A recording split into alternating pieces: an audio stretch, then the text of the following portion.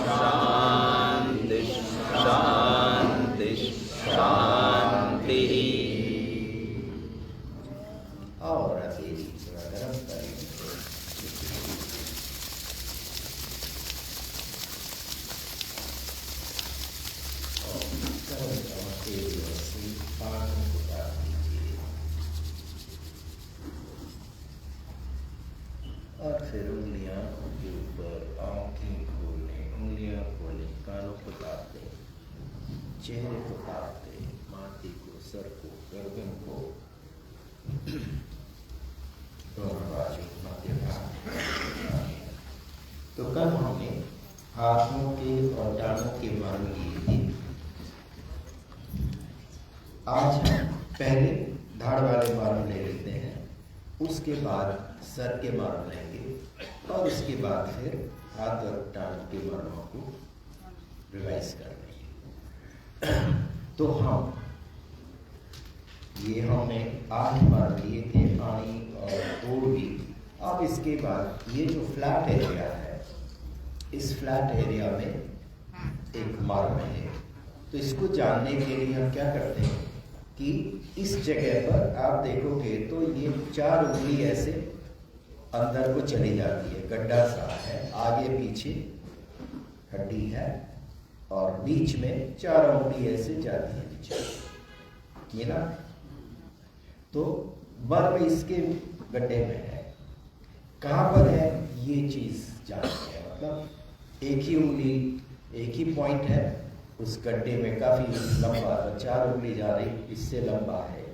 तो कहाँ पर है उसको जानने के लिए क्या करते हैं कि ये हम कोहनी से और पूरा सीधा लगभग 45 डिग्री और अंगूठा गर्दन से टच करा दीजिए। अंगूठा गर्दन से टच, तो बीच की उंगली आप उसी गड्ढे के पास होनी चाहिए। जैसे अगर आगे चला गया है तो वापस ले आइए, अगर नीचे है तो थोड़ा ऊपर उठा लीजिए, और जहाँ पर भी बीच की उंगली टच कर रही है वही मर्म है। बीच की उंगली से वहीं पर आप ऐसे गड्ढे में उस उंगली को लगाइए, तो वो आपको पेन हो सकता है अगर इश्यू है, और इश्यू नहीं है तो नहीं होगा। तो इसका नाम है अंश मर्म। तो पहले दाहिनी तरफ करना है, राइट साइड, उसके बाद सेम चीज इधर। तो कोई है कि बिल्कुल स्ट्रेट, हाँ ऐसे टेढ़ा मेढ़ा नहीं रखना है, सीधा और गर्दन से टच करता हुआ 4 उंगली मिला के, तो खुली नहीं होनी चाहिए। हाँ, अब ये जहाँ पर बीच की उंगली है वही मर्म है और उसी गड्ढे में आप उसको डिग इन करिए। थोड़ा क्या है कि कुछ लोगों के इधर ये मसल्स काफ़ी स्टिफ होगी तो उनको नहीं मिलेगा, तो प्रेस करना है तो फिर वो मसल्स ढीली पड़ेगी और तब आप उसमें तो वैसे अंदर को जाता है। हाँ, तो इसका नाम है अंश। तो ये मर्म, इन दो मर्मों के साथ ये हाथ का मूवमेंट बिल्कुल फ्री कर देता है। अगर हाथ का मूवमेंट रेस्ट्रिक्टेड हो रहा है, नहीं उठ रहा है, पेन हो रहा है, तो ये दो मर्म और साथ में ये मर्म कर लेने से हैंड मूवमेंट खुल जाएगा। और जिस मैंने आपको बताया था वो पोलैंड में जो उसका हाथ यहाँ बना हुआ था, उस समय तो डॉक्टर साहब ने केवल यहाँ पर छुआ था, इधर तो गए ही नहीं। तो पता नहीं यहाँ पर कौन सी क्या ये नाड़ी थी जिसको उन्होंने टच किया कि वो हाथ उसका ऐसे सीधा हो गया।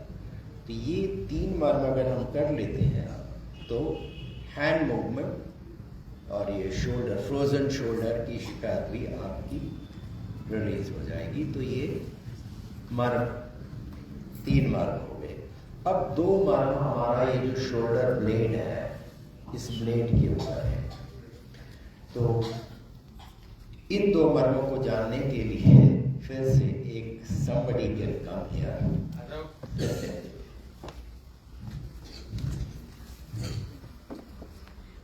और अभी आपको ये उतारना पड़ेगा, इसको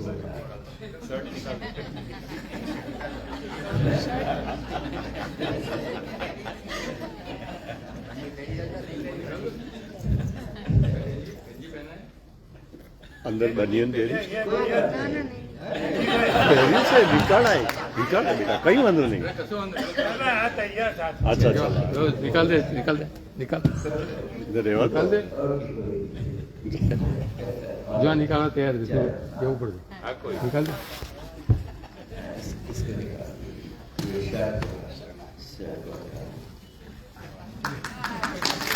गुड बॉय।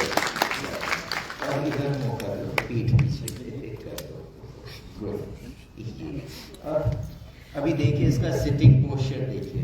तो ये जो कर्व है ना, ये बच्चों को आपने अभी से बताना है कि बेटा ये बिल्कुल ये position, this is the right position.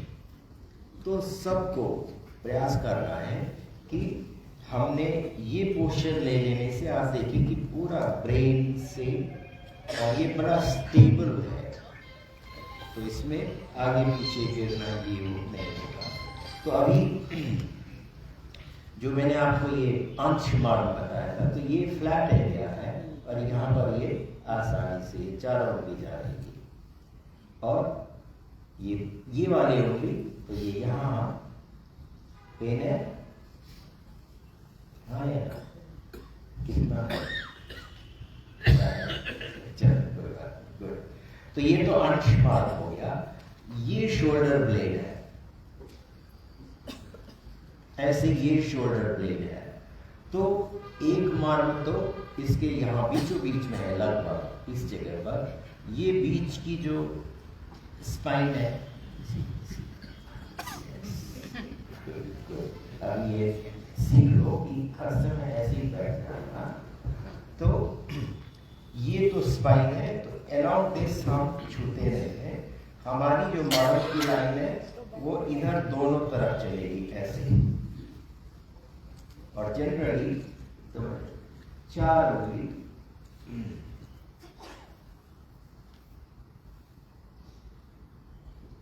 तो इनकी 4 उंगली, मेरी 4 उंगली एक ही बराबर है। तो अगर मैं ऐसे अपनी 4 उंगली रखूंगा तो हमारी जो मर्म लाइन है वो इधर ही, ये आ गई और ये आ गई। जहां पर ये शोल्डर ब्लेड आ रहा है बस इसके ऊपर आती है। तो एक तो यहाँ ये बीचों बीच में है इसके, और दूसरी इसकी जड़ में है। तो ये यहाँ से उसी एक लाइन पर चलते हैं और फिर पूरा ऐसे चलेंगे और नीचे को जाएंगे। यहाँ पर ये दो थोड़े से हल्के से डिप्रेशन है, तो ये भी मर्म है।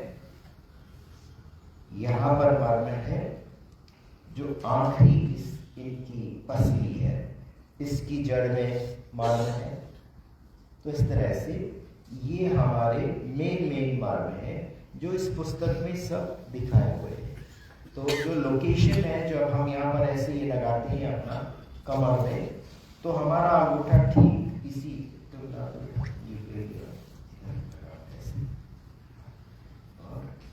बिल्कुल इस अंदर को दबाओ, उस हाथ को निकालो, तो यहाँ से ये इसकी जड़। So these 2 points are the पार्श्व संधि मार्ग। अभी ये सब अच्छा दिख रहा है, देखिए इस समय एक फोटो भी ले सकते हैं आप कि ये पूरा दिस इज विजिबल। तो ये हमारा बृहति मार्ग, ये हमारा अंश फलक मार्ग, और यहाँ ऊपर ये अंश मार्ग।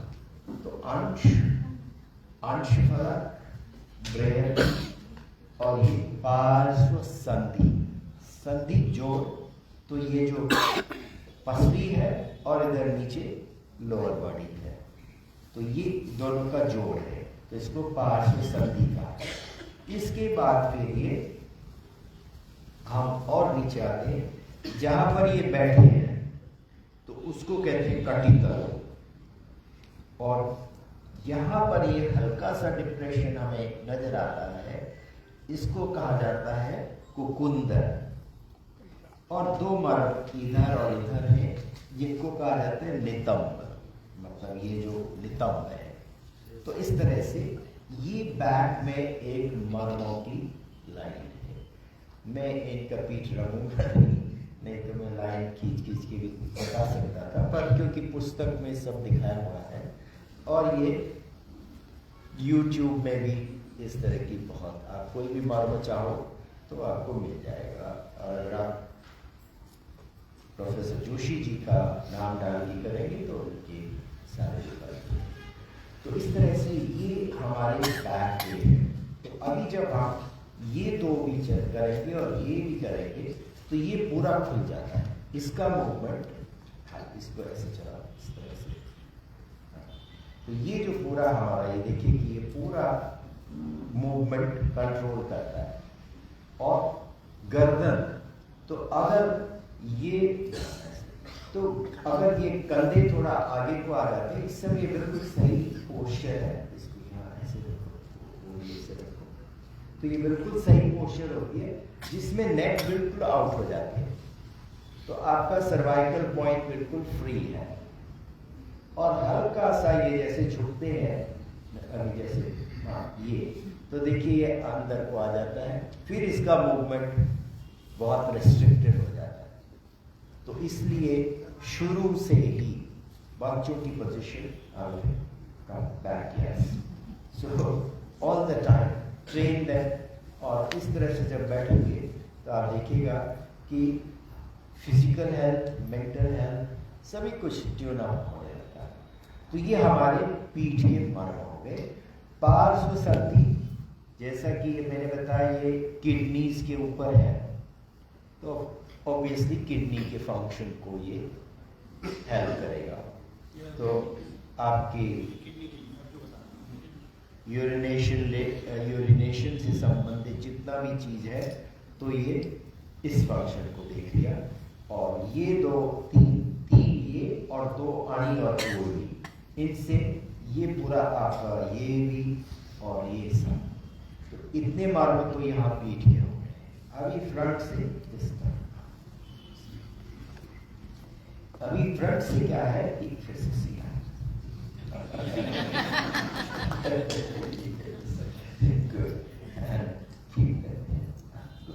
तो अभी फ्रंट से क्या है कि हमारे मार्ग हैं, इधर कक्षाधर कहा जाता है, जो आर्मपेट की तरफ को है।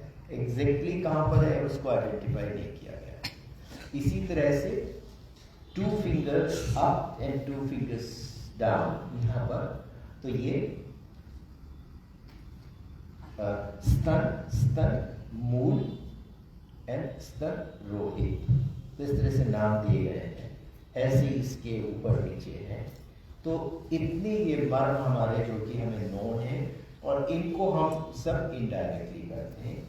इसके अलावा ये आपका विशुद्ध चक्र हो गया, ये अनाहत है, मणिपुर दिखाई दे रहा है और बस्ती यहाँ नीचे है। तो ये सारे भी मर्म हैं और इन मर्मों को हम दबाते नहीं हैं, इनको वही जो मॉर्निंग में मैं आपको करा रहा हूँ इनडायरेक्टली। तो इनडायरेक्टली जब हम ये मर्म कर रहे हैं तो उस प्रोसेस में हमारा सारा नर्वस सिस्टम खुल जाता है। तो मर्म विज्ञान का मेन पर्पस है कि नर्वस सिस्टम को एक्टिव कर सके। तो आजकल बड़ा मतलब अक्सर सुनने को मिलता है कि न्यूरो और नस दबी हुई है। तो ये नस दबी हुई का मतलब है कि नस में प्राण का फ्लो रेस्ट्रिक्टेड है और खास करके स्पाइन के लिए बहुत वो होता है। तो इन सब में जैसे लोअर पार्ट है तो वहाँ पर टांगों के मर्मों से वो अपने आप ही खुल जाता है और इसी तरह से अपर पार्ट में हाथ के मर्मों से स्पाइन के इश्यूज रिजॉल्व हो जाती हैं। बाकी जो ऑर्गन से रिलेटेड है तो वो ये हमारे इस तरह के मर्म है, इनको हम इनडायरेक्टली कैसे करते हैं वो मैं भी आपको दिखाऊंगा। तो ये हमारे पीठ के मर्म और फ्रंट के मर्म हो गए। गर्दन के मर्म बताए नहीं जाते हैं, मैंने आपसे बताया, वैसे 12 मर्म इसमें है इस पूरी गर्दन के अंदर और इनको इनडायरेक्टली हम करते, जो मॉर्निंग में हम करते हैं जो, तो ये जितनी भी 4 एक्सरसाइज हैं उसमें ये गर्दन और फेस के मर्म इन्वॉल्व हो जाते हैं। तो इससे हमारा अपर पार्ट जो नर्वस सिस्टम है वो पूरी तरह से एक्टिव होता है। अब मैं thank you so much.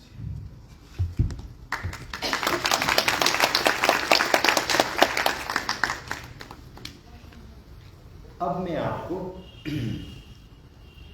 I think you can center it again. अब मैं आपको सर के मर्म ले चलता हूं जो कि बहुत ही यूजफुल है।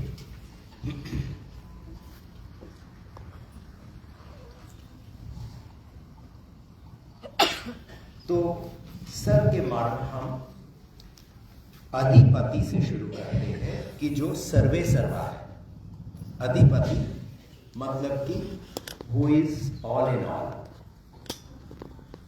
तो अधिपति मर्म क्या है? जहां पर हम चोटी रखते हैं, जहां पर चोटी रखी जाती है वो अधिपति सर्वे सर्वा है। और मतलब चोटी तो काफी ऐसे हम कहते हैं कि गाय के खुर के बराबर चोटी होनी चाहिए तो लेकिन इसके बिल्कुल सेंटर में ये, और हम 5 उंगली ऐसे लेकर और इसको ये बिल्कुल सेंटर में रख के और ऐसे प्रेस करेंगे।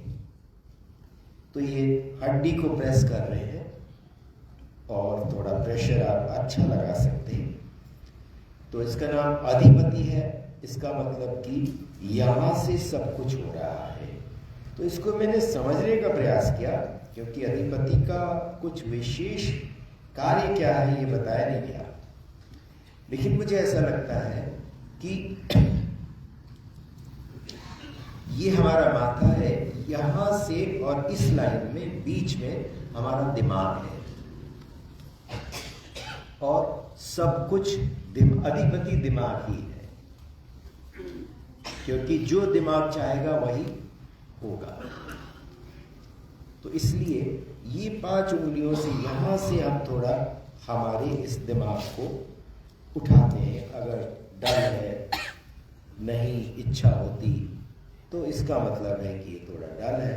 तो ये अधिपति मार्ग, और हमने 5 उंगलियों से प्रेस किया, छोड़ दिया, प्रेस किया, छोड़ दिया, प्रेस किया, छोड़ दिया। तो वही 15-20 बार सारे मर्म जो है आप 15 से 20 बार करें। और प्रेशर देना 1 सेकंड से भी कम, 0.8 सेकंड। तो प्रेस किया और छोड़ दिया, प्रेस किया और छोड़ दिया। ये चीज वहीं रहेगी, इसको उठाना नहीं है, उठा के रखेंगे, उठा के नहीं, वहीं रखिए, बस प्रेशर बनाए और रिलीज कर दें, प्रेस बनाए जैसे ये है प्रेस, और बस प्रेशर हटा दीजिए, वो अपने आप ही ऊपर आ जाएगा। तो ऐसे ये, so it's a very simple, मतलब मर्मों को स्टिमुलेट करना इज द इजीएस्ट पार्ट ये, और रिजल्ट इसका जबरदस्त है। तो इस तरह से ये हमारा अधिपति मर्म हो गया। तो अब इसके बाद जो दूसरा बड़ा मर्म है वो यही आज्ञा चक्र है, जिसको मर्म में कहा गया स्थापने, जैसे स्थापना की फाउंडेशन, तो ये एक तरह से यही हमारी पूरी फाउंडेशन है कि यहीं से सब कुछ चल रहा है। क्यों चल रहा है, मैंने आपको शायद पहले भी कहा था कि, या आपके ऑडियंस के लिए नहीं, लेकिन मॉर्निंग में, कि ये हमारे मन का आसन है, जिसको तीसरी आंख कहा गया। मन ही तीसरी आंख है, और मन का ये आज्ञा चक्र आसन है।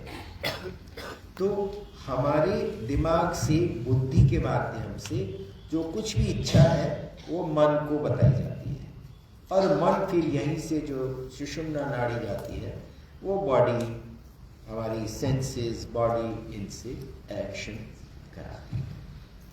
तो ये जो स्थापनी मर्म है, ये बहुत ही अच्छा मर्म है, कारगर मर्म है। तो इसको हम यहाँ पर ये बिल्कुल जहाँ टीका लगाते हैं, तो ये हमारा अधिपति मर्म हो गया। जहाँ पर ये हमारी दोनों भुजाएं मिल रही हैं, इससे हल्का सा ऊपर, तो ये हमारा अधिपति मर्म। और इसको बीच की उंगली से अपना करना है, तो आप बीच की उंगली के ये सॉफ्ट पार्ट से, तो हमेशा जो दबेगा वो सॉफ्ट पार्ट से दबाएगा। तो जिन लोगों को ये नजला इस तरह की, या फिर जो जिनका थोड़ा मतलब जो परेशान है, तरह तरह की परेशानियां उनको हैं, तो उससे क्या होता है कि ये माथा ही सिकुड़ता है, जिसके कारण कि फिर यहीं से जो नर्वस सिस्टम है उसमें जो कम्युनिकेशन है और जो एनर्जी फ्लो है, दोनों ही अफेक्ट हो जाते हैं। तो इसलिए ये कपाल जो है, इसको कपाल भाती, मतलब ये हर समय खुला रहना चाहिए, चमकता होना चाहिए। तो कितनी भी परेशानी है, लेकिन हम हमारे इस माथे को सिकुड़े नहीं, क्योंकि अगर ये थोड़ा सा भी ऐसा हुआ तो सारी नसें लगभग बंद हो जाए। तो ये आप जरूर रखिएगा। तो स्थापनी मर्म, और ये 10 की 10 इंद्रियां यही मन के द्वारा चलाए जा रहे हैं। तो 10 ही 10 इंद्रियों से जो भी नर्व्स आती है, तो यहीं से तो यहीं से सुषुम्ना नाड़ी यहाँ से यहाँ पर आई, और यहाँ से फिर वो पीछे से होती हुई पूरी स्पाइन के बीचों बीच से और मूलाधार तक आना चाहती है। और इसमें प्राणिक फ्लो डाउन ही होता है, अप नहीं होता है, क्योंकि प्राण का डिस्ट्रीब्यूशन ऊपर से नीचे को जा रहा है, और वो यूज हो रहा है। तो खत्म हो गया तो वापस कहां से आएगा? तो इसलिए ये चीज भी मैं समझता हूं कि बिल्कुल लॉजिकल है। अब हम तीसरा मान लेते हैं। ये क्लियर हो गया? स्थापनी नाम क्या है? स्थापनी, स्थापति। स्थापनी, स्थापना होता है, स्थापना, तो स्थापनी। तीसरा मान लेते हैं। तो ये जो हमारी आंख का गोला है, हड्डी वाला, तो आप इस आंख की गोले की जब आते हैं, जहां से इधर को आया, कोना आ गया, अब ये नीचे को आ गया, तो जहां पर कोना है, इस कोने से हल्का सा ऊपर को आएंगे, तो यहां पर आपको ये सॉफ्ट सॉफ्ट मिलेगा। माथे के ऊपर साइड में ये पोजीशन है, और आपकी इस इंडेक्स फिंगर की टिप के बराबर ही वो हल्का सा सॉफ्ट पार्ट है, और उसी को हम ऐसे अंदर को प्रेस करेंगे। गोल गोल नहीं घुमाना है, जस्ट प्रेस इन, तो इसका नाम है अपान। अपान, दाएं और बाएं दोनों अपान मर्म है, और इनके लिए कहा गया कि ये सर दर्द में ये काफी अच्छा हमें रिलीफ दे सकता है। वैसे भी जो सर दर्द में ऐसे ही पकड़ते तो इन्हें के अनोइंगली हम मर्म के ऊपर ही अपना हाथ रखते हैं। तो सुबह के नहीं ठीक है, पूरे मान लेते हैं, तो ये अपान मर्म हो गया और easy to locate, easy to press, कोई इसमें मुश्किल नहीं है। अब इसके बाद जो चौथा मर्म हम लेंगे वो हमारा नाक का मर्म। तो नाक जहां पर ये बिल्कुल कोना है, जहां पर कि ये हमारे चेहरे मतलब नीचे, तो कोने पर, बिल्कुल कोने पर और छोटी, सबसे छोटी, तो हम चिन को ऐसे सपोर्ट देकर और ये छोटी उंगली कोने पर, और जो हड्डी जिसमें दांत लगे हुए हैं उसके ऊपर प्रेशर जाएगा। तो इसका नाम है फणा, फणा मर्म। और ये मर्म बहुत ही काम का मर्म है, खासकर छोटे बच्चों के लिए। अगर अभी छोटा बच्चा जो साल भर का है या उससे भी छोटा है, अगर उसका मुंह बंद नहीं होता, लार गिरती रहती है, आप ये बात दबा दीजिए, वो मुंह भी बंद होने लगेगा और लार गिरना, और ये ऑलमोस्ट मतलब सेम डे आपको देखने को मिलेगा। तो फणा मर्म एक ये हो गया। दूसरा है बच्चे तुतलाते हैं या मुंह टेढ़ा एढ़ा है या फिर ऑटिस्टिक चिल्ड्रन, इन सब में ये फणा मर्म बहुत काम का। तो इसलिए बच्चे उठ नहीं पा रहे हैं, चल नहीं पा रहे हैं, तो वहां पर भी फणा मर्म, मतलब जो टांगों के मर्म है वो तो टूटी ही है, लेकिन फणा मर्म से अच्छा रिजल्ट मिलता है। तो इसलिए ये सिंपल टू स्टिमुलेट, बहुत सिंपल है। दांत में भी दर्द होता है तो उसमें भी ये टेम्पररी रिलीफ तो कर देता है। तो इस तरह का ये फणा मर्म हो गया। अब इसके बाद अगला मर्म लेते हैं जो कि इस नाक की जड़ में है।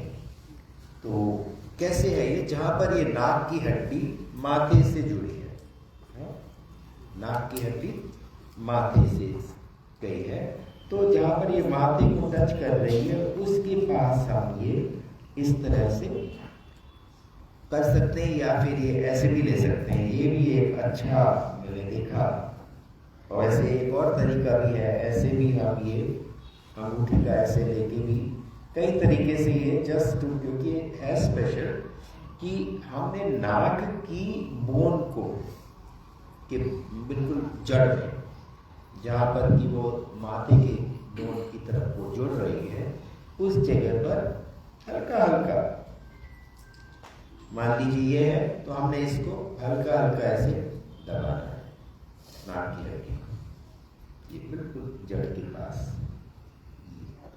तो ये भी कन्वीनियंट है इस तरह से, और ये भी इसमें बहुत अच्छा, मतलब ये सही जगह पर और सही प्रेशर देता है, ये इस तरह से।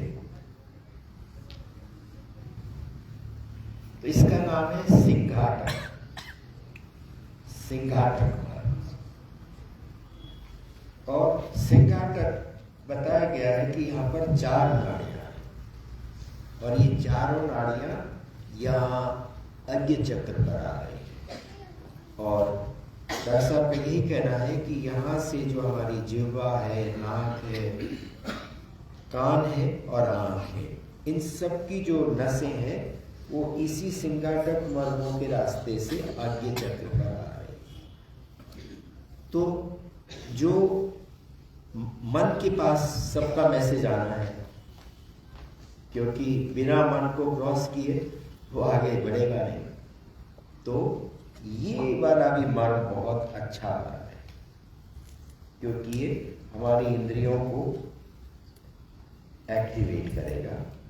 तो इस तरह से ये सिंघाटक मर्म, और ये भी बच्चों के लिए, आंख के लिए हम यूज करते हैं।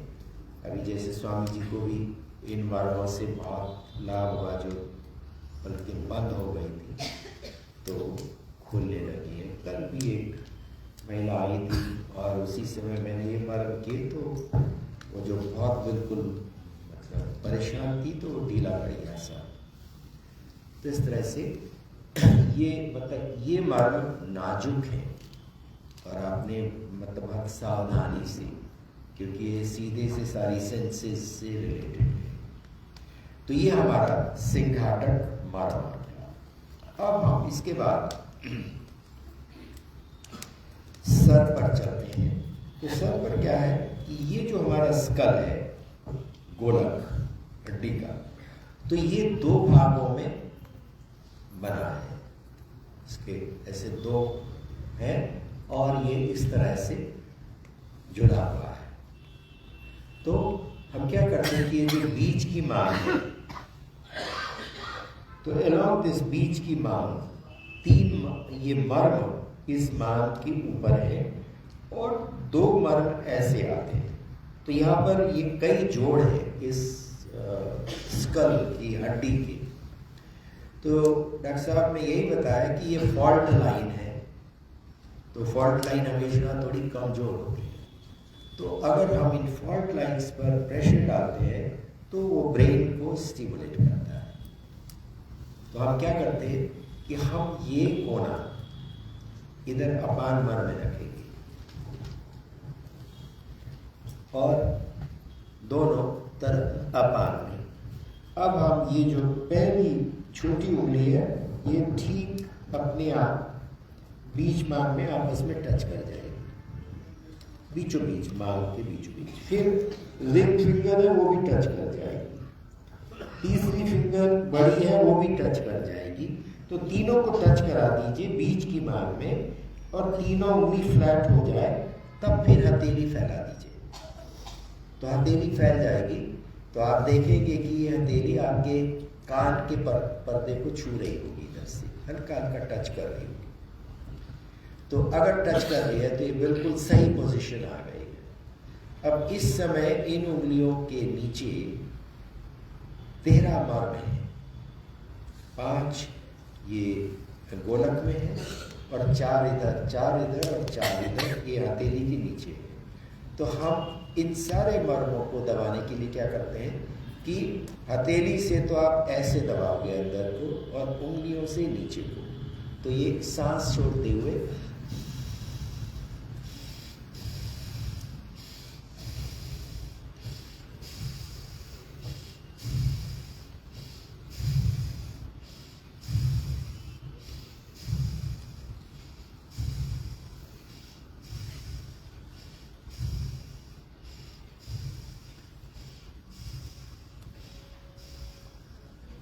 तो ये पूरे ही ब्रेन को एक अच्छा मतलब नर्वस सिस्टम को जागृत करता है, मतलब ब्रेन की एक्टिविटी को खोलता है। अगर ब्रेन मतलब सबड्यूड है, पूरा काम नहीं कर रहा है, तो उस केस में ये चीज़ बहुत जरूरी है।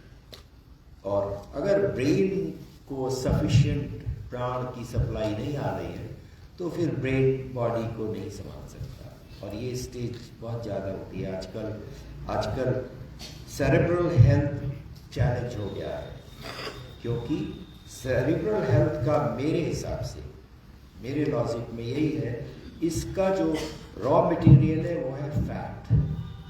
फैट से ही सारा हमारा सेरेब्रल जाता है। इसीलिए आयुर्वेद यही कहता है कि उम्र के साथ ज़्यादा घी लो ताकि ब्रेन को पूरा फैट मिलता रहे। और अभी हमारे यहाँ हम लोग फैट पचा नहीं पा रहे। तो जो रियल चैलेंज है वो यही है कि शरीर ने, जो मैंने आपसे कहा कि 7 धातुओं का निर्माण शरीर करता है, भोजन से वो पहली धातु रस निकाल रहा है रस का काढ़ा बनाकर खून बनाता है, खून का काढ़ा बनाकर मांस बनाता है, मांस का काढ़ा बनाकर चर्बी बनाता है, चर्बी का काढ़ा बनाकर हड्डियां बनाता है, हड्डियों का काढ़ा बनाकर ब्रेन के लिए भी टिश्यू तैयार होता है। अब यदि चर्बी ही हमारी नहीं पक रही है तो ना तो हड्डियां मजबूत हो सकती हैं और फिर उससे आगे का तो कहने क्या है। तो इसीलिए जो आजकल ये इतना मतलब अल्जाइमर है, डिमेंशिया है, या जो भी पार्किंसंस है, जितनी भी है, ये सब इसीलिए हो रही है कि इनको जो इसका बेसिक धातु है मज्जा, उसको कहते हैं, मज्जा नहीं हम बना ही नहीं पा रहे। तो इसलिए इस श्वास के माध्यम से, और ये मेरा बहुत अच्छा मतलब अनुभव है एंड इट इज़ टेस्टेड अनुभव, कि यदि आपकी ब्लड शुगर है तो आप अग्नि तेज करिए, और अग्नि तेज करते ही वो आपको रिजल्ट्स अपने आप दिखेंगे। अग्नि तेज करेंगे वो पूरा फैट प्रोसेस होने लगेगा तो शुगर अपने आप खत्म हो जाएगी। इस तरह का मतलब ये मेरा अनुभव है अपने पर भी, और हमारे बहुत सारे जो लोग शिविर में आते हैं वो आते इसीलिए है कि रोगी है, वैसे नहीं आते। आना चाहिए स्वस्थ को, स्वास्थ्य रक्षण, ये आयुर्वेद का मुख्य लक्ष्य है कि जो स्वस्थ है उसको स्वस्थ ही बना के रखना है, रोगी नहीं होने देना। और अगर रोगी हो जाए तो फिर उसके जो भी विकार हुआ, जिसके कारण रोग हुआ, तो उस विकार को प्रशमनम मतलब शांत करना। तो इस तरह से आयुर्वेद का ये फंडामेंटल सिंपल सा नियम है। तो और ये बिल्कुल मैं मतलब इसको बहुत महत्व देता हूँ। यदि हम हमारी जीवनचर्या, दिनचर्या और जीवन शैली, डेली रूटीन और जो लाइफस्टाइल है, यदि ये दो चीज़ हमने समझ ली और आजकल के फैशन के चक्कर में ना पड़े, तो आप स्वास्थ्य तो बड़े आराम से मैनेज कर सकते हैं।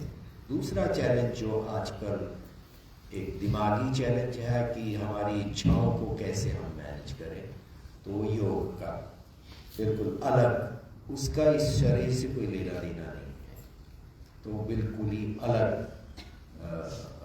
स्फीयर है या फील्ड है। तो ये दोनों हमने जब दोनों साथ लेकर चलेंगे तभी हमें एक अच्छा स्वास्थ्य मिल सकता है।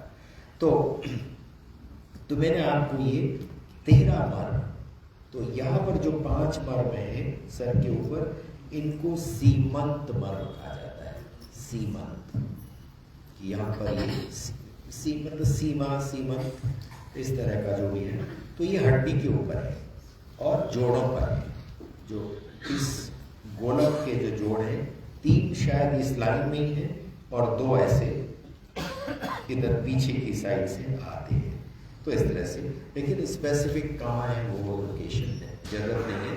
बस ये मेन है कि अगर हमने इसको यहाँ पर रख लिया और ये पहली उंगली यहाँ रख के और फ्लैट कर दी, तो ये अपने आप ही सब मर्मों के ऊपर पहुँच जाते हैं। और बस हमने यहाँ से हथेली से तो ये माथा अंदर को दबाया और उंगलियों से सर को दबा दिया, और टिप, उंगली का टिप पूरा प्रेस कर रहा है।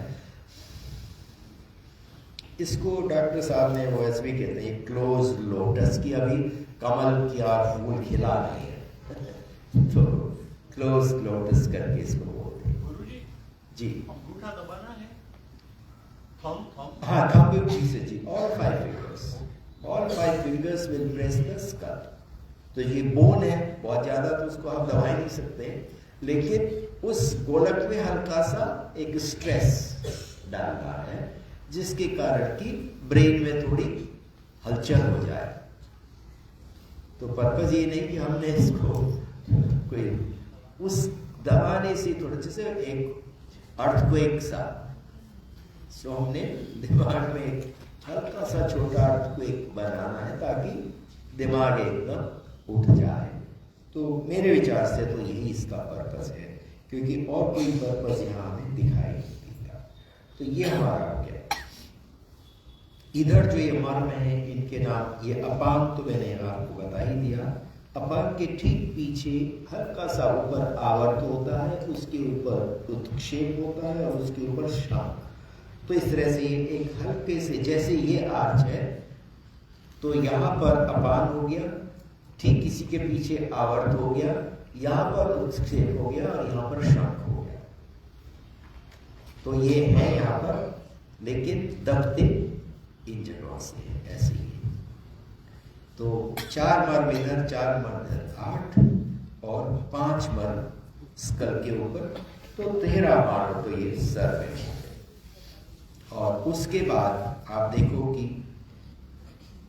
एक मर्म ये है 14, ये है 15, 4 यहाँ पर है 19, 2 ये है 21।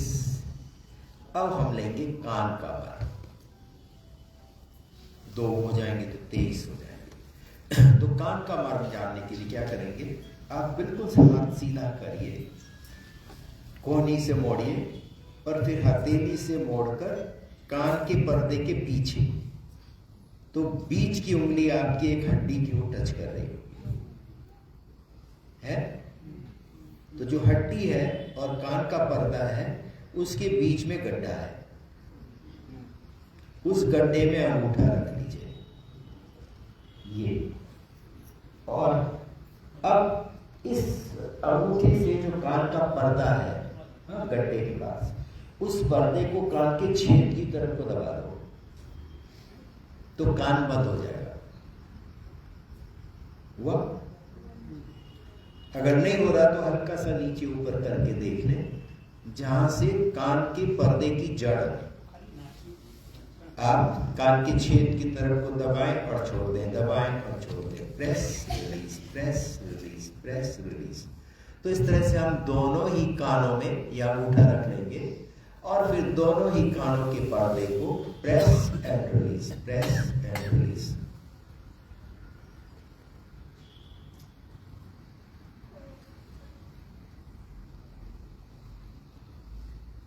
कुछ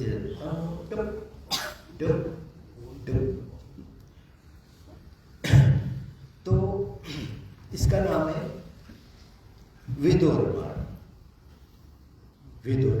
और कान की कोई भी इशू है तो ये अच्छा रिजल्ट देता है। मैंने कई ऐसे मतलब हमारे शिविर में पार्टिसिपेंट्स देखे जो कि कानों की इशू को लेकर आए थे कि हमारे कान में ढोल बजता रहता है, या नॉइज रहती है, या सीटी बजती है, और वर्टिगो, मतलब गिर जाते हैं, ये सब। तो ये अगर आप सर वाले मार्ग कर लेते हैं, खास करके ये विदुर मार्ग, तो बहुत अच्छा रिजल्ट देता है।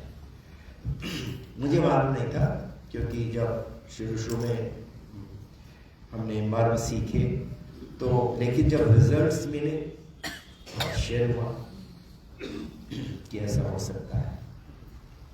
एक बार एक कपल, वो कर्नल साहब रिटायर हो गए थे, घर बना रहे थे, तो वो अपनी मैडम को लेकर आए थे। तो उन्होंने यही कहा कि मेरी मैडम की इश्यूज हैं, और तब हमें ऐसा कोई ज्ञान नहीं था कि क्या होगा। हमने कहा आप आ जाइए हमारे यहाँ, तो हम ये नहीं पूछते कि रोग क्या है, हमने तो आपके शरीर को वापस वर्किंग ऑर्डर में ले आना है। I am not concern with disease, क्योंकि अगर मैं बॉडी को वर्किंग ऑर्डर में ले आता हूँ तो अपने आप रोग अलग हो जाएगा।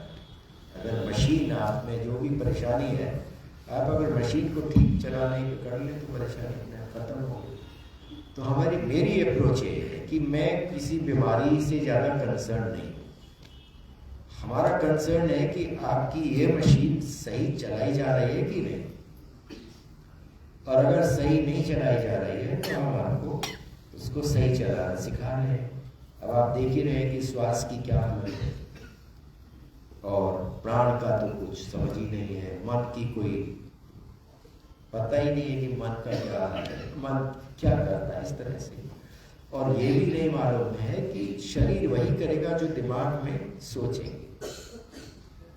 इसको आप बिल्कुल मतलब गांठ बांध दीजिएगा कि अगर आप में ये भय हो गया यार ये पता नहीं ये रोग लग नहीं पा रहा है ऐसा, तो फिर वो लग ही जाएगा। तो अंदर से एक दृढ़ निश्चय कि अगर कोई ऐसा है तो वही इसको हम अलग कर, जो भी है उसको आप टैकल कर लीजिए, तो फिर ये रोग नहीं हो पाते। तो इसलिए दिमाग में भी हम आसानी से किसी डर को घुसने ना दें, ये चीज भी हमने जान लेनी है। चलिए, तो जहां तक ये सर के मर्मों का विषय है, तो मेन यही मर्म है सर के। तो इसी के साथ अब हम सारे मर्मों को एक बार फिर से रिवाइज कर लेते हैं। और तो हाथ के मर्मों से ही शुरू करते हैं। तो आप स्वयं से भी सोचते जाओ कि तल हृदय मर्म है तो कैसे उसको हम जानेंगे कि बीच की उंगली है और ये 6 उंगली की हथेली है, इसका बिल्कुल मिड पॉइंट है, अंगूठे की जड़ में है, और ये मुट्ठी बांधते हैं तो बीच की उंगली वहीं पर छूती है, और इसी जगह पर हम ये अपना नीचे 4 उंगली और ऊपर से ये आपने, तो इट्स सो इजी। और ये बहुत अच्छा मर्म है, जैसे मैंने आपको बताया कि ये ब्लड प्रेशर अगर बड़ा है तो लेफ्ट से शुरू करिए, नीचे कम रहता है तो राइट से शुरू कर दीजिए, चिंता हो रही, एंजाइटी हो रही, परेशान हो रहे, तो आप तुरंत से लेफ्ट हैंड को प्रेस करना शुरू करिए, तो आप बिल्कुल सही हो जाएंगे। मैंने आपको शायद बताया था अभी इसी जून में हमारे एक मतलब शिविर में आ रहे थे लखनऊ से बुजुर्ग, पूरी फैमिली, तो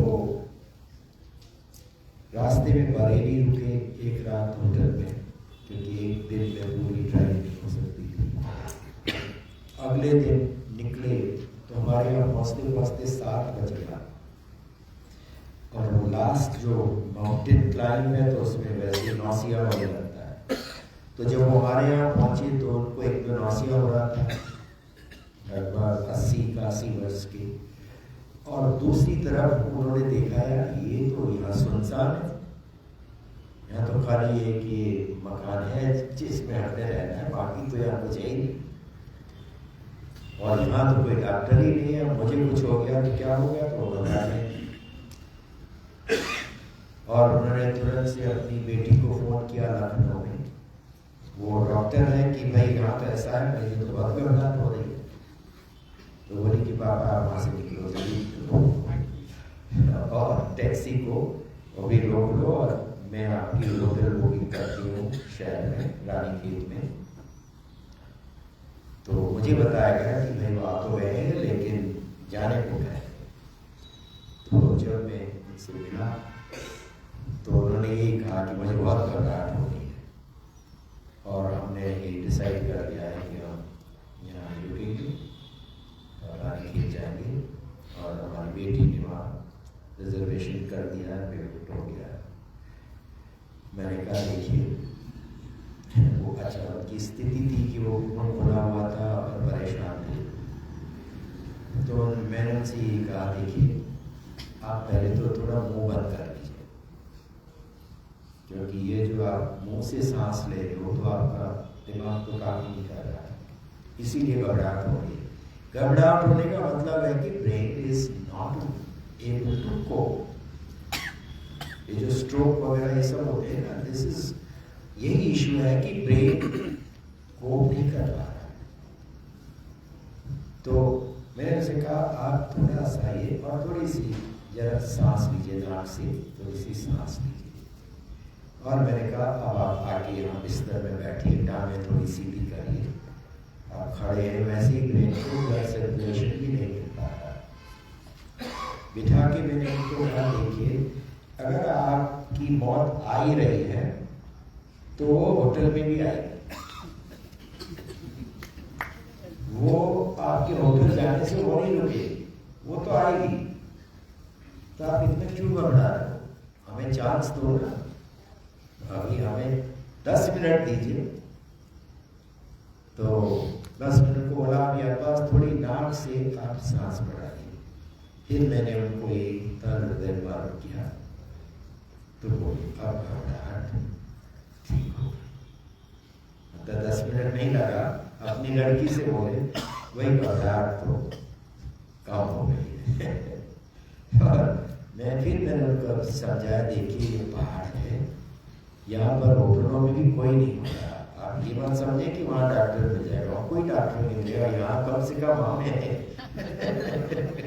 वहाँ तो इस समय डिओड्रेंट भी नहीं होगा, कोई कमरा खोल दे और अंदर कर लेगा, खाना भी मिलेगा नहीं मिलेगा मैं नहीं कह सकता। तो कहने का मतलब है कि ये मान, कल भी मैंने कहा था CPR कि बेस्ट CPR है कि अगर आपको एंग्जाइटी हो रही, परेशानी हो रही है, तो बस ये जो भी है बात कर रहे हैं, लेकिन इस बात को आप दबाते रहिए दोनों हाथों में, तो एंग्जाइटी बिल्कुल। और ये ब्लड प्रेशर है, सडनली ब्लड प्रेशर शूट कर गया है, तो उस समय भी आप ये लेफ्ट है, तो इस तरह से तल हृदय मार्ग बहुत ही अच्छा है। और कोई बेहोश हो जाए तो वहां पर भी आप उसको लिटा के रखिएगा, उठाइएगा नहीं, लिटा के और टांगे जरूर ऊपर कर दीजिए और ये तल हृदय मार्ग कर दीजिए। बेस्ट CPR है, बहुत जल्दी रिकवरी हो जाती है।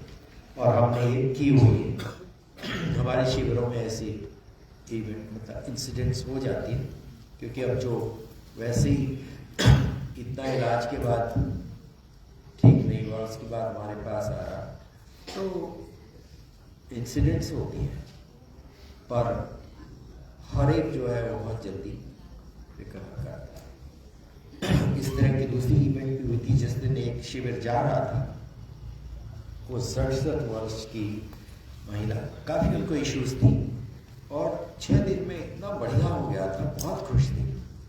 और मैंने उनका फीडबैक रिकॉर्ड किया, तो बड़ा हंस के कि अब तो मैं बार बार यहाँ आऊँगी, ये वो सब बोला। उसके बाद हम लोग तो अभी वहीं थे, क्योंकि गांव में जब हम करते हैं तो वहाँ हमारा जो कर्म भूमि है वो पीपल के पेड़ के नीचे आउटडोर, तो हम लोग वहीं आउटडोर थे अभी। और वो लोग अपना जो सीनियर्स थे, मैं कहा आप लोग धीरे धीरे चलो। तो 10 मिनट बाद वहाँ से आवाज़ आई कि वो बेहोश हो गए हैं। तो जब वो कहने लगे कि वो मतलब काफ़ी टाइम हो गया और होश नहीं आ रही, तो मैं जब गया वहाँ पर, तो उनके साथ एक नर्स भी थी, उसने कहा सर इनकी पल्स ही नहीं मिल रही है और ये बिल्कुल, और मैं कर रही हूँ। तो हमने कहा कोई बात नहीं, अभी करते हैं। तो मैं भी साथ में लगा, तो मेरे ख्याल से 1-2 मिनट के बाद वो पल्स लौट गई, और उसके बाद फिर वो और 2-3 मिनट में आंखें खोली और फिर उठ के बैठी। और उसके बाद ये हुआ कि अब हॉस्पिटल ले जाना है। तो मैंने बोला कि अगर आप हॉस्पिटल ले जाओगे तो वहीं बुक हो जाएगी। मतलब वो तो श्योर है, लेकिन रानीखेत वाले बुक नहीं करेंगे, क्योंकि वहाँ केवल सिविल हॉस्पिटल है। वो कहेंगे आप हल्द्वानी ले जाओ, हमारे पास कोई फैसिलिटी नहीं। तो उतना टाइम तो वो वेस्ट होगा, 1-2 घंटा लगेंगे। फिर हल्द्वानी वाले कहेंगे दिल्ली ले जाओ, कोई नहीं रखना चाहता सरकारी अस्पतालों में। तो मैंने कहा इसलिए आप डरो मत चीज़ को, पिछले 6 दिन से बढ़िया चल रही है, तो हम क्यों घबरा रहे हैं।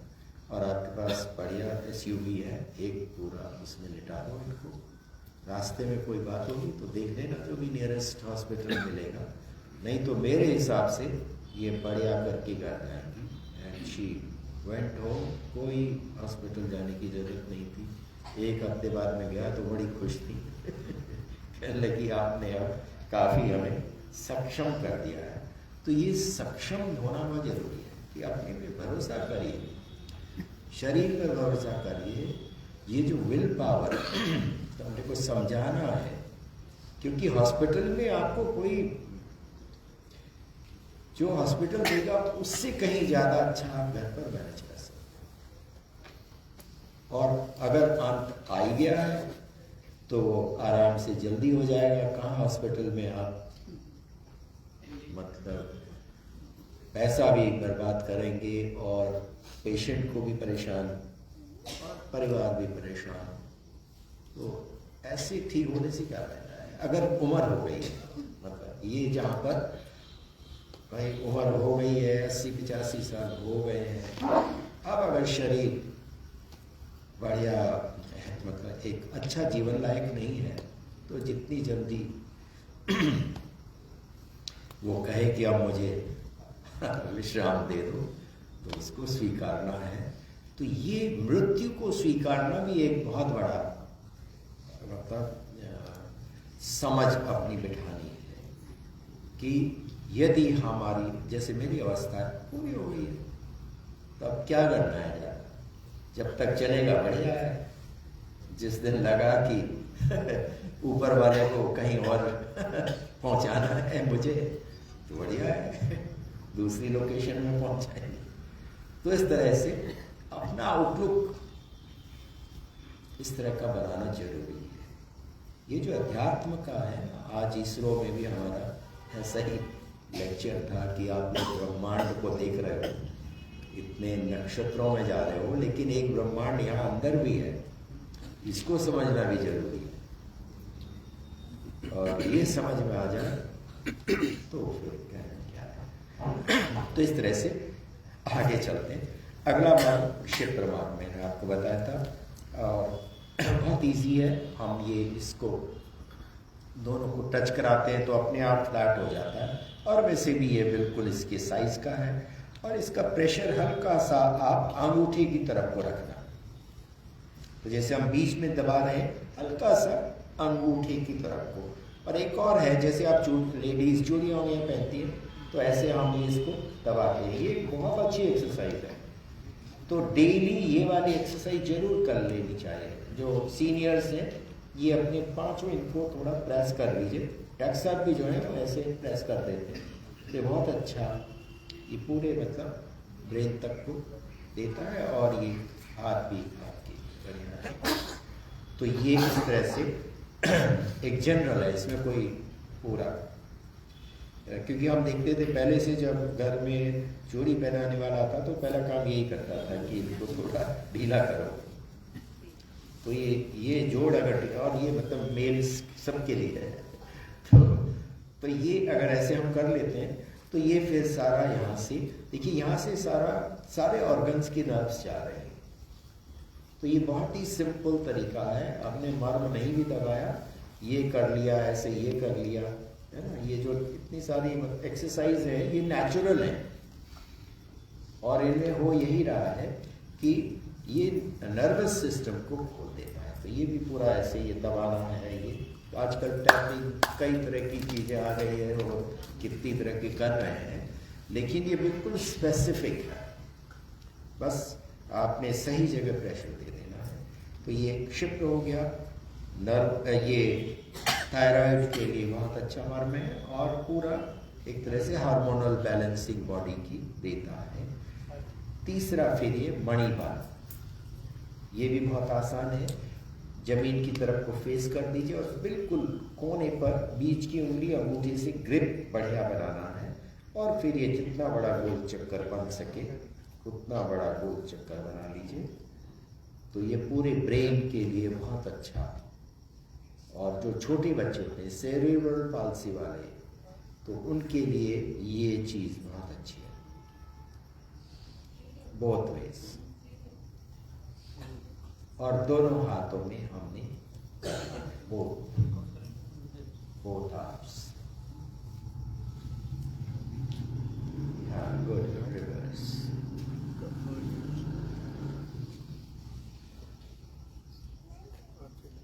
तो ये है कि इसमें यदि दर्द हो रहा है तो आप खुश होइएगा, और जिसके भी कर रहे हैं उनको पीड़ा हो रही है तो बताओ बस थोड़ी देर की पीड़ा है, उसके बाद तो आनंद ही आनंद है। तो हर समय पीड़ा में रहने के बजाय थोड़ी देर पीड़ा हो गई तो कोई बात नहीं, सह लो, लेकिन उससे पूरा सिस्टम खुलेगा। तो ये हमारा मणिबंध हो गया। इसके बाद हमारे 3 मार्ग यहाँ ऊपर हैं, जिनको कि हमने कल देखा था कि यहाँ से यहाँ तक अगर 16 उंगली है तब तो कोई परवाह नहीं है, लेकिन अगर नहीं है तो फिर हम ये मिड पॉइंट देख लें और आधे का आधा कर लें, और बस वहाँ पर ये अंगूठा रख के और आप बीचों बीच पर प्रेस करेंगे, सेंटर पर। तो ये हमारा इंद्र बस्ती, और बस्ती का मतलब है कि एनिमा देना। तो ये कॉन्स्टिपेशन को रिलीज करने में काफ़ी अच्छा रिजल्ट देता है। इसके बाद अगला मार्ग, ये जो हमारा मोड़ आ रहा है, ये मोड़, इस मोड़ के हल्का सा आगे। वैसे इसका मैंने आपको बताया था कि अगर हम ऐसे ये रखते हैं और सीधा कर लेते हैं, 4 उंगलियां रखते हैं, तो जहाँ बीच की उंगली टच कर रही, यही मार्ग है। और हाथ सीधा रखना है, हाथ को ऐसा नहीं करना, हाथ को सीधा रख के, और तब ये मार्ग हम ऐसे भी कर सकते हैं, नहीं तो नीचे से रख के ये और बढ़िया। तो हथेली को ऐसे ये सॉरी कोहनी को हथेली में रख के यहाँ से बीच की उंगली अपने आप ही इस मार्ग पर आ जाती है, पूर्व पर मार्ग, और इधर से अंगूठा आ जाता है। ये बिल्कुल आमने सामने है और कोई भी मुश्किल इनमें नहीं है। और जैसे कल मैंने बताया था, ये हमारे इधर ऊपर के पार्ट में है, तो ये डाइजेशन संबंधी 3 मार्ग है। इसके बाद ऊपर के ये आणी और ऊर्वी, तो जितना 4 उंगली इधर था 1/4 उतना ही ऊपर लाएंगे तो ये आणी मार्ग आ जाता है, और फिर इसी से और 4 उंगली तो ये ऊर्वी मार्ग आ जाता है। और इन 2 मार्ग के बारे में मैंने आपको बताया था कि ये 2 मार्ग बहुत अच्छे हैं। इनसे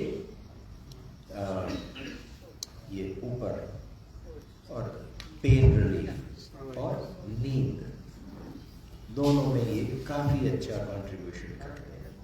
तो जिनको नींद नहीं आती हो, गोली लेने के बजाय आप इन मार्गों को यूज़ करें, you will get good sleep, और वो स्लीप ब्रेन को रेस्ट कराएगी। गोली लेके सोने का फायदा नहीं है, क्योंकि ब्रेन तो वैसे ही सब मतलब बेहोश हो गया है, और जबकि ब्रेन के माध्यम से बॉडी रिकवर करती है। आज इसरो में एक लेडी ने पूछा था, ये सबकॉन्शियस माइंड, इसका मतलब क्या है, ये कॉन्शियस माइंड, सबकॉन्शियस माइंड। तो मैंने यही बताया था कि जिस समय कॉन्शियसली हम अपने बाहरी जगत की चीज़ें देख रहे हैं, चाहे शॉपिंग कर रहे हैं, चाहे प्लान्स बना रहे हैं, तो उस समय जो कॉन्शियस ब्रेन है वो उसमें एंगेज्ड है। तो उस समय जो बॉडी को देख रहा है वो सबकॉन्शियस ब्रेन है, जिसमें कि सारा सॉफ्टवेयर है, और वो बॉडी को पूरा अपना सही स्थिति में रखता है। तो ये जो हमारे सबकॉन्शियस ब्रेन है, अगर हमने ये स्लीप वाली गोली ली, सोने के लिए गोली ली, तो वो सबकॉन्शियस की एक्टिविटी नहीं होती, तो बॉडी रिकवर नहीं कर पाती। तो इसलिए प्रयास तो यही करना चाहिए कि बिना गोली के नींद आए। तो उसके लिए थोड़ा बहुत एक्सरसाइज और ये मार्ग भी इसमें कंट्रीब्यूट करते हैं। ब्रीदिंग इम्प्रूव हो जाए तो अपने आप नींद की सिचुएशन भी इम्प्रूव कर जाती है। तो ये हमारे हाथ के मार्ग हो गए। अगर कोई प्रश्न है तो आप रेज कर सकते हैं।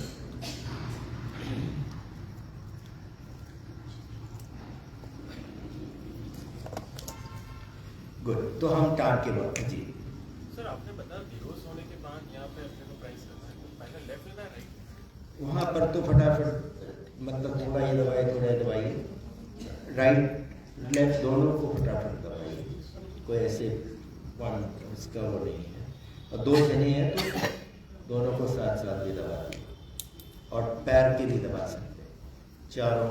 तो ये तल हृदय, 4 तल हृदय हमारे पास है जिनके माध्यम से हम हार्ट की बीटिंग सपोर्ट कर देते हैं।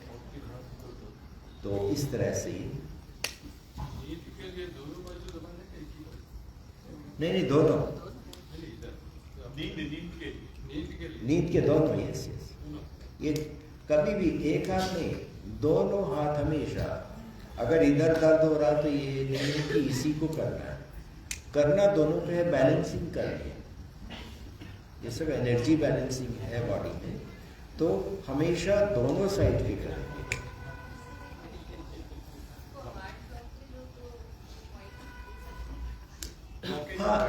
हाँ दे सकते हैं, लेकिन हम ये क्लेम नहीं करेंगे कि उसको प्रेस करने से ब्लॉकेज खुल जाएगा। ये हार्ट को सपोर्ट दे रहा है, ब्लॉकेज कितनी है क्या है वो डिपेंड करेगी। और मेरा अपना अनुभव कहता है कि ब्रीदिंग के माध्यम से ही ब्लॉकेज खुलती है, वो बिल्कुल टेस्टेड है। क्यों? ब्रीदिंग के माध्यम से खून में अग्नि होती है, जब खून गर्म होगा तो उसका जो मूवमेंट है वो इजी हो जाता है, रास्ता खुलता है। जो ये कैल्सिफिकेशन है या थिकनिंग है, ये सब मतलब खून भी हल्का होता है। और दूसरी तरफ ये सारे रास्ते खुलते हैं। जब रास्ते खुल गए, नालियाँ इजी हो गई, तो हार्ट का काम आसान हो गया। तो हार्ट का जो रियल परेशानी है वो हमारी आर्टरीज और वेन्स से है, जिनमें कि खून को बहना है। उसकी थिकनिंग की कोई बात ही नहीं करता, हम खाली कोरोनरी आर्टरी को सोच रहे हैं।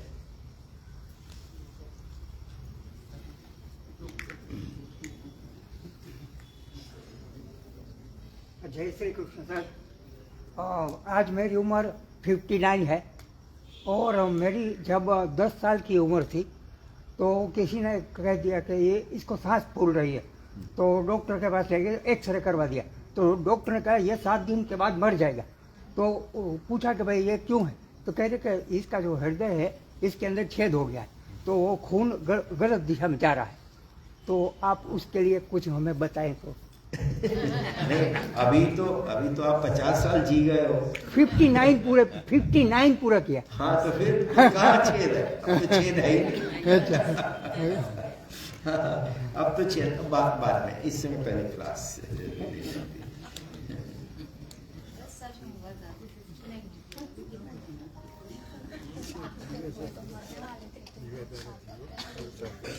जी। तो हम मतलब ये हमारे हाथ के बारे हो गए। जल्दी से घनी वक्त हिंदी में बोले या हाँ, हिंदी में। अच्छा, कभी कभी क्या है कि ये हाथ जूठा पड़ जाता है, नमनेस हो जाती है। जी। तो उसमें ये सारा यहीं से शुरू करें। नमनेस का मतलब ही है कि प्राण नहीं आ रहा है, तो बस आप ये तल हृदय से शुरू कर लीजिए, इसी से हो जाए। हाँ, ये करके और फिर ये 3 तो कर ही लीजिए।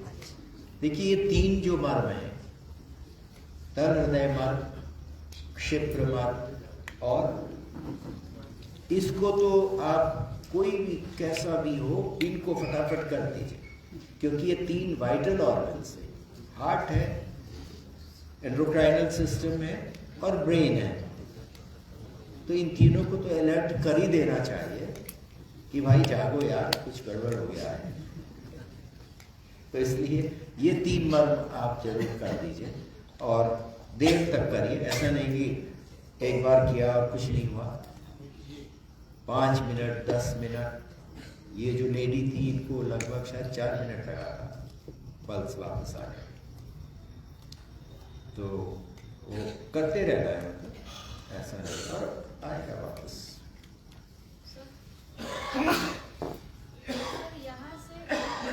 यहाँ से 4 और उससे ऊपर 4, ऐसे दो ना? करेक्ट। अब मैं मैं जल्दी से टानों के मार्ग रिपीट कर लेते, तो उसके बाद क्वेश्चन। तो ये जो है हमारा तल हृदय मार्ग भी यहाँ पर है, और जैसे मैंने कहा था ये टांगों के मार्ग करना तो बहुत आसान है।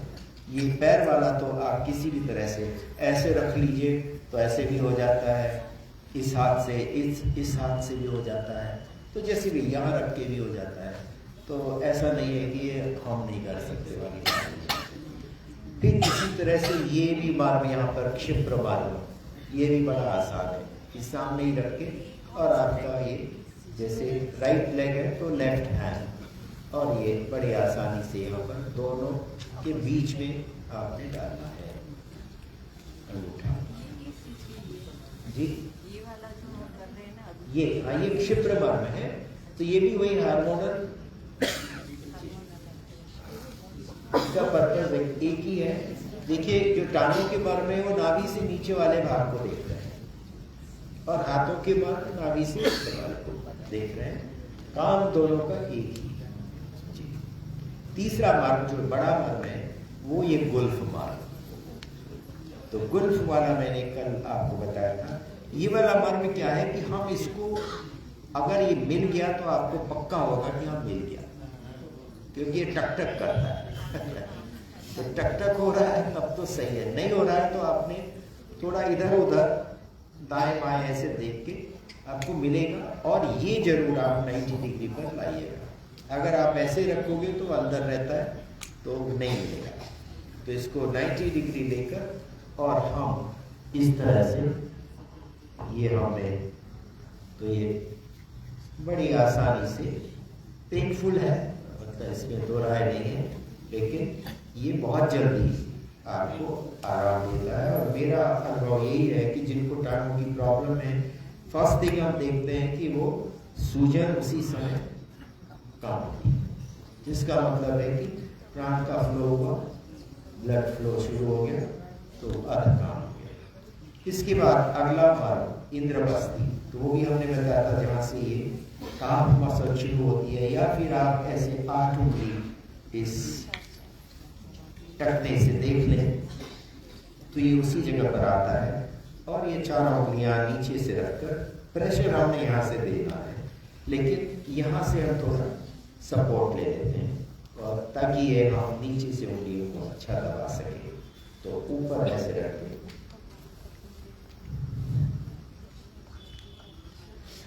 प्रेस कर, प्रेस थोड़ा प्रेस 0.8 सेकेंड रोकिए वहाँ पर, और फिर ये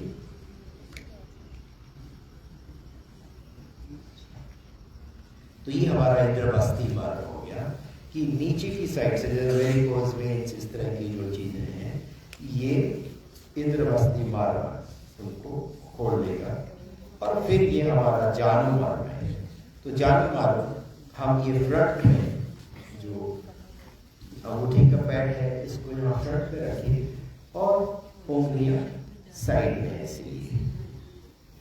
तो पीछे जो ये हड्डी कार्टिलेज का है, इसी के सामने आपने ऐसे साइड में, दोनों साइड में बाहर को लगाना है, और फिर ऐसे प्रेस,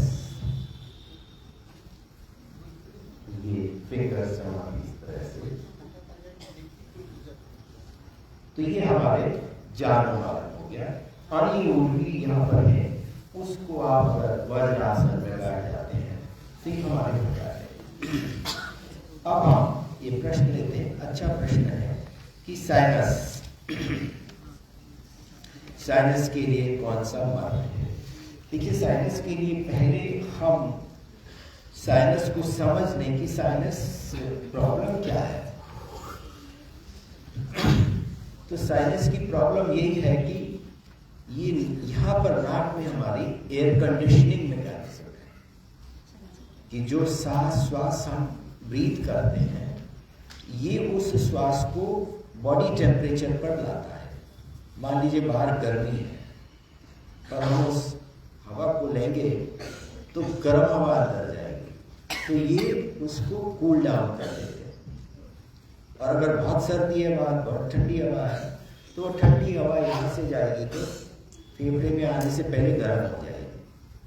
तो ये साइनसेस हमारी एक तरह से एयर कंडीशनिंग सिस्टम है।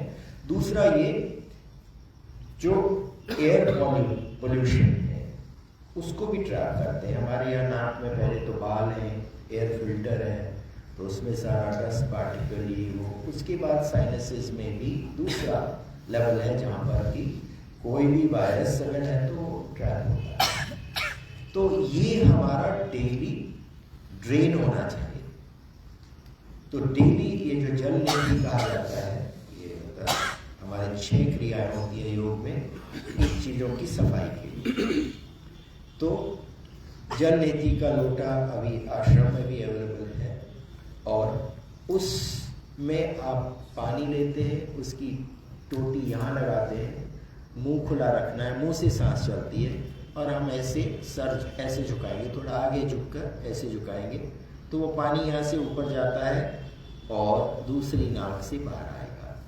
अगर ये नाक बंद है, बीच में छेद बंद है, तो वो पानी नहीं बहेगा, तब थोड़ी परेशानी हो सकती है। तो थोड़ी देर तक रोकना है, बूंद बूंद करके खुलता है जनरली, नहीं खुला तो नीचे करके जोर से ऐसे स्नीज आउट करना है तो वो खुलेगा। एक बार नहीं खुला आप दूसरी बार करिए, दूसरी बार नहीं खुला तीसरी बार करिए, लेकिन खुलेगा, गारंटेड है। क्योंकि वो कफ होता है, थोड़ा हार्डन्ड हो जाता है और गर्म पानी से 3 बार में खुल जाएगा तो पानी अपने आप आएगा। हमने पानी खींचना नहीं है। कुछ लोग क्या करते हैं, उसको ब्रीद इन करने का प्रयास करते हैं तो एकदम मारता है, तो वो नहीं करना। तो आपको कुछ, और सबसे सिंपलेस्ट है, तो जब ये पानी यहाँ होता है तो ये सारे साइनसेस में फैलता है और सारे साइनसेस में फैल के जितना वो जितनी देर तक बहेगा तो बहुत तो उसी में आ जाता है, लेकिन उसके बाद वो पानी जब हम लोटा नीचे कर लेते हैं तो छेदों में पानी रुक जाता है। अब हम ऐसे झुक के जोर से करेंगे तो आप देखोगे कि बौछार आएगी और उस बौछार में वो सारे साइनस में जितना भी मक है वो बाहर आ जाता है। तो इसलिए पहले साइनसेस को क्लीन कर लिया है, तो उसके बाद आप देखेंगे कि आपको कोई ना तो उसमें स्प्रे करना है या ये चीज़ें, तो बेस्ट तो हम यही कहते हैं। फिर दूसरी चीज़ है कि यस, ये स्टीमिंग भी अच्छी चीज़ है, स्टीमिंग से भी, और ये सुबह शाम भी की जा सकती है। तीसरी चीज़ यही है कि आप एब्डोमिनल ब्रीदिंग की प्रैक्टिस करके पूरा रेस्पिरेटरी सिस्टम को बेटर करिए। बाकी जिस समय एक मतलब अगर वो साइनस कम, ब्रीदिंग ट्रबल मतलब कि जैसे ब्रोंकियल आस्थमा हो गया या फुल आस्थमा हो गया, तो वो चीज़ अलग है। वहाँ पर अगर स्पाज्म हुआ है तो उस समय तो आपको इनहेलर वगैरह जो भी आप ले रहे हो दैट इज, लेकिन नॉर्मल टाइम में हमें प्रयास करना चाहिए कि हम अपनी दिस लंग हेल्थ को इम्प्रूव कर लें। और वो ये जो ब्रीदिंग हम आपको दिखाते हैं, उस ब्रीदिंग से लंग्स हेल्थ, और जितना भी हमने ये सुबह के टाइम हम 4 क्रियाएं करते हैं, तो वो 4 क्रियाएं पूरी रेस्पिरेटरी सिस्टम को भी, मतलब ये जो नेक और चेहरे के जितने भी नर्वस सिस्टम है, यही सबसे बढ़िया। तो यहाँ पर कोई स्पेसिफिक मर्म नहीं है। हाँ, ये हम ये कह सकते हैं कि स्थापनी मर्म है, सिंघाटक मर्म है और ये फणा मर्म है। इतने तो आप जरूर यूज कर सकते हैं। अदरवाइज जो होलिस्टिक यहाँ पर अप्रोच है, तो उससे ये साइनस वाली इशू काफ़ी बेटर, मतलब बड़ी आसानी से होती है। और जो स्नोरिंग का है, तो स्नोरिंग का भी कोई मर्म नहीं। स्नोरिंग की चीज़ भी हम आपको मॉर्निंग की जो मतलब पिछले 4 दिन से जो क्लासेस हो रही हैं उनमें हम आपको ये देते हैं, जिसमें इनडायरेक्टली यहाँ के सारे मर्म यूज़ करते हैं कि हम ये चिन को नेक डिप में लगाकर और पेट की धोखी चलाते हुए ऐसे तो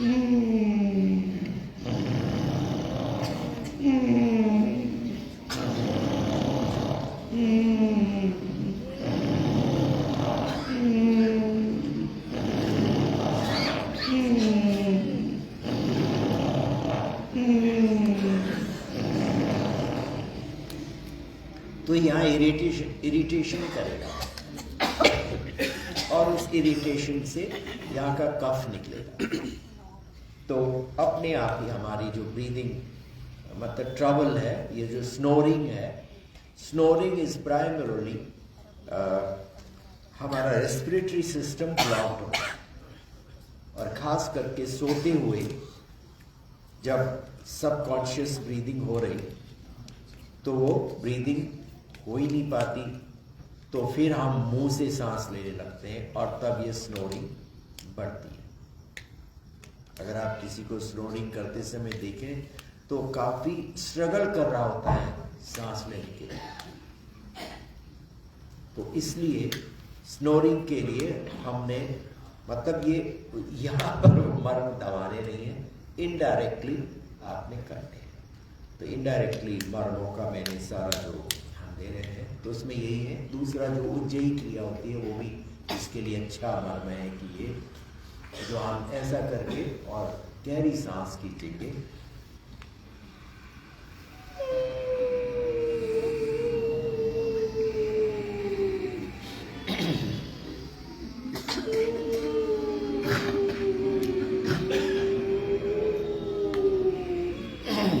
तो सांस की नली को सिकोड़ कर और सांस को उसके थ्रू से डाल के तो वो कफ जो है वहाँ का हटाता है।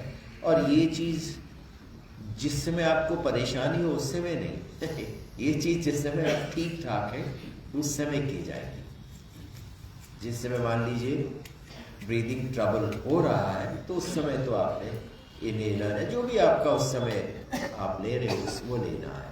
लेकिन जिस समय नॉर्मल हेल्थ में या एवरी मॉर्निंग इसको ये हमारी एक हेल्थ का रूटीन होना चाहिए कि रूटीन में जैसे हम नहाते हैं तो ये जो पूरा उंगलियां तीनों उंगलियां खूब आप अंदर तक गले में डालिए और नॉस्ट्रल्स का ये जल नीति वाली क्रिया, आंखों को भी पानी में डुबाइए और इस तरह से।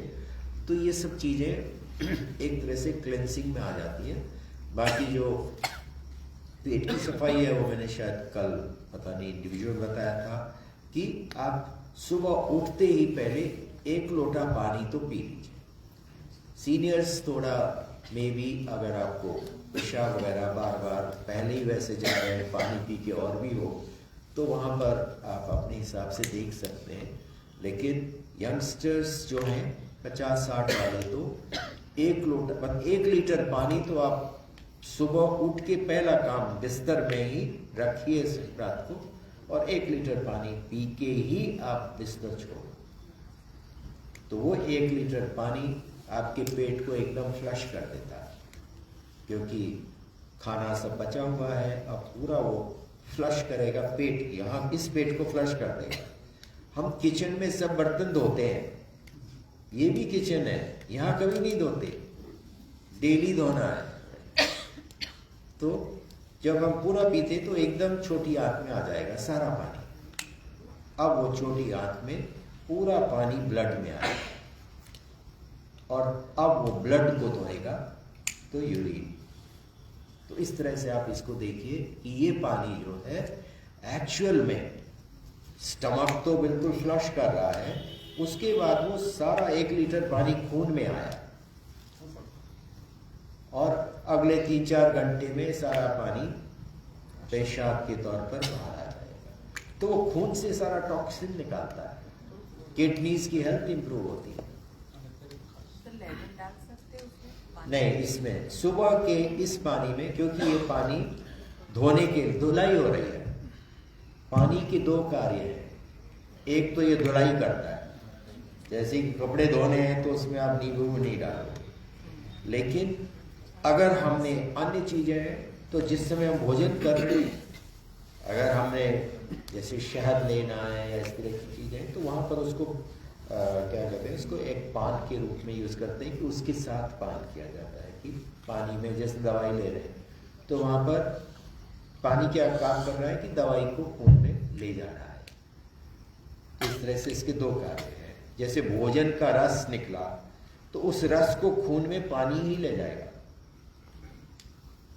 तो जब हम पाचन के बाद भोजन करते समय ज़्यादा पानी नहीं पीना चाहिए, कम से कम, और 2-3 घंटे के बाद बीच में प्यास लगे तो भी थोड़ा ही लीजिए, ज़्यादा नहीं।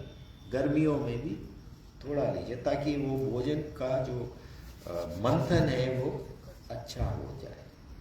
सुबह गुनगुने पानी में हल्दी के साथ सब पीते हैं? नहीं, उसमें कुछ नहीं मिक्स करें। Plain water? हाँ, बिल्कुल प्लेन वाटर, क्योंकि उसका काम है बिल्कुल जस्ट फ्लशिंग। नहीं तो कुछ भी डाल देंगे वो रुक जाएगा, इधर उधर रुकने लगता है, क्योंकि अब बॉडी देखती है कि इसमें तो कुछ है, इसका क्या करना है। सो अगर आपने सादा पानी पिया तो इंस्टेंटली बिल्कुल वो आपको पता ही नहीं लगेगा कि यहाँ 1 लीटर पानी है। पानी के बदले छाछ पीना चाहिए। ना जी, सुबह में 1 चम्मच शुद्ध घी भी पीना है साथ में? वो चीज़ आपकी इंडिविजुअल है, वो कर सकते हैं। जो आप मतलब जो इस ये सब पर्सनल वो है, लेकिन जो पहला काम है, आप घी को एक तरह से लुब्रिकेशन के रूप में देख सकते हैं, पर उसको हम जब मतलब मेरे अपने निजी मतलब विवेक में ये है कि उसको आप बाद में मतलब चाय पानी या इस तरह का, तब आप 1 चम्मच घी ले सकते हैं, उसमें कोई ऐसा वो नहीं। लेकिन जो